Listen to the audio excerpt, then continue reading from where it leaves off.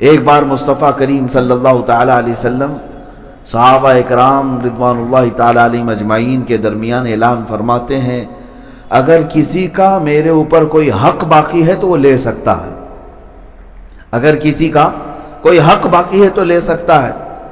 تو صحابہ میں سے ایک صحابی کھڑے ہوئے اور کہا، یا رسول اللہ میرا آپ کے اوپر حق باقی۔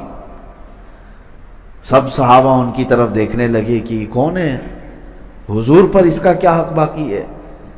تو حضور نے فرمایا، جو حق ہے بتاؤ۔ کہا، آپ جنگ کی تیاری کے درمیان صف سیدھی کر رہے تھے یا نماز کی حالت میں صف سیدھی فرما رہے تھے، میں صف سے تھوڑا سا آگے بڑھ گیا تھا، آپ کے ہاتھ میں چھڑی تھی، آپ نے مجھے چھڑی سے مارا تھا صف سیدھی کرنے کے لیے۔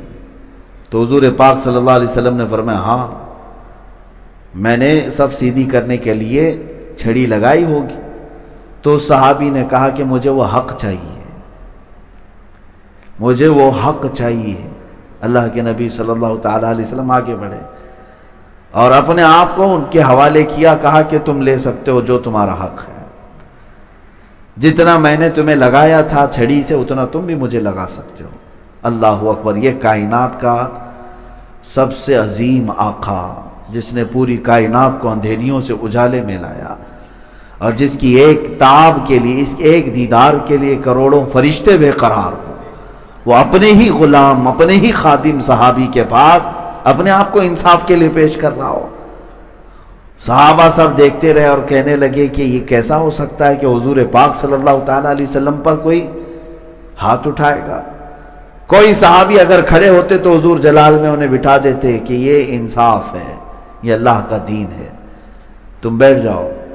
تو جب حضور پاک نے اپنے آپ کو پیش کیا تو وہ صحابی آگے آئے، کہا کہ جس وقت آپ نے مجھے مارا تھا اس وقت میرے جسم پر کپڑا نہیں تھا، پیٹھ پر، لہٰذا آپ بھی اپنا جبہ اٹھائیں، آپ بھی اپنا جبہ اٹھائیں، میں ننگی پیٹھ تھا جب آپ نے مجھے چھڑی لگائی تھی۔ حضور پاک صلی اللہ تعالیٰ علیہ وسلم نے اپنے جسم اطہر سے جبہ بھی ہٹا دیا۔ ایک خادم اور ایک غلام کی بات پر جب جبہ ہٹایا تو وہ صحابی آگے بڑھے اور حضور کے دونوں کندھوں کے بیچ میں مہر نبوت تھی، اس کو جا کر چوم لیا۔ مہر نبوت کیا ہے؟ دونوں شانوں کے بیچ میں ایک مہر، انڈے سے تھوڑی سی بڑی ایک ایسی شکل تھی جس کو کھلتے ہی سورج سے زیادہ روشنی اس میں آتی تھی۔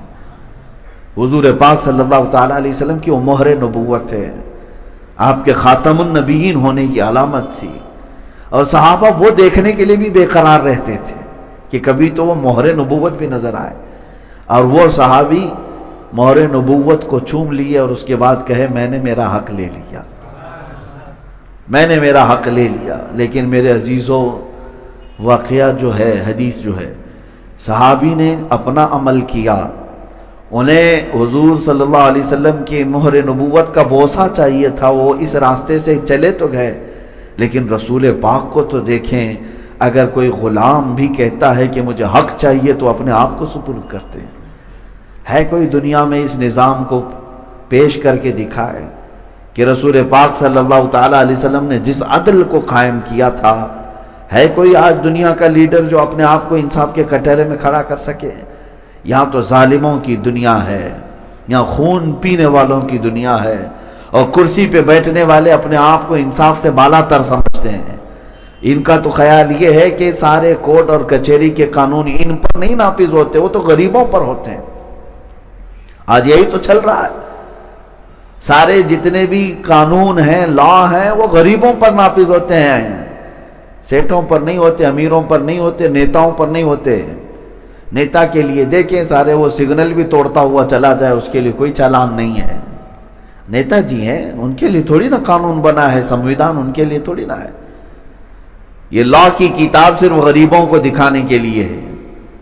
وہ 2 نمبر کا کاروبار کرتے رہے، کوئی ریڈ نہیں پڑے گی، چلتے رہیں گے۔ ہاں، کرسی سے اتر گئے تو ساری ریڈ پڑے گی، کرسی سے ہٹ گئے تو ڈپارٹمنٹ کی بھی اور اللہ کی طرف سے بھی، فرشتوں کی بھی پڑتی ہے۔ یہ دنیا کا نظام ہم نے دیکھا ہے میرے عزیزوں، اور یہیں کی بات نہیں کر رہا ہوں، جو بنام مسلمان ملک ہیں آج، ان کا بھی حال یہی ہے۔